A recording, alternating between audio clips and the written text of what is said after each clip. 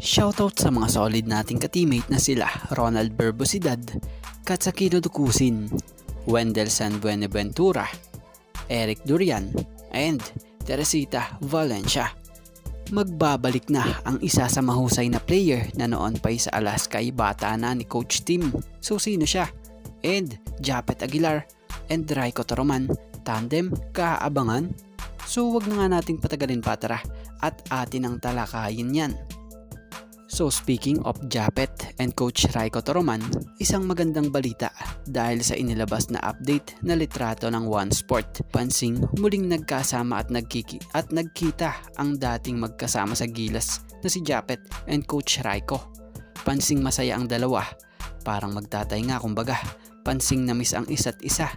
Sa mga hindi nakakaalam, si Coach Raiko nga ang original na Smart Gilas coach noon, kung saan sa pwesto nito noon ay talaga namang gamit na gamit niya noon etong si Japet Aguilar sa Gilas Pilipinas. At eto pang si Coach Raiko ang isa sa talaga namang nagpahusay or naghasa dito kay Japet.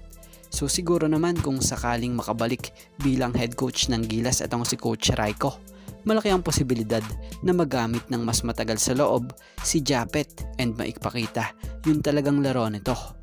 Di gaya dito sa nakaraan, kahit na kailangan na ng depensa ng team, di pa rin nga si Japet binibigyan ng mas mahabang time.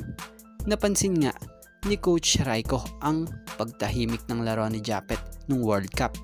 Hindi yon dahil sa limitadong minuto, kundi dahil sa sistema na din para sa atin na base sa pagkakaintindi natin. Ayon nga kay Coach Raiko, I can see that he's started to be mature because in our time, he was not mature in the yet he was going left and right.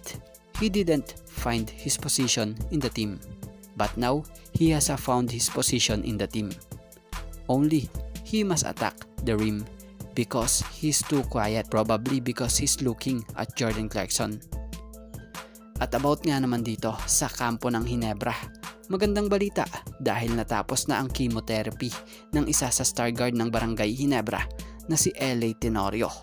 Naway magtuloy-tuloy na nga po ang kanyang recovery sa kanyang colon cancer para makabalik na rin agad siya sa court kasama ang Ginebra. Sa litrato nga dito na ibinahagi ni LA sa kanyang Instagram post, nakasuporta nga ang isa sa mga kaibigan ni LA na si Mark Kagiwa. Ganon din itong si Paulo Taha.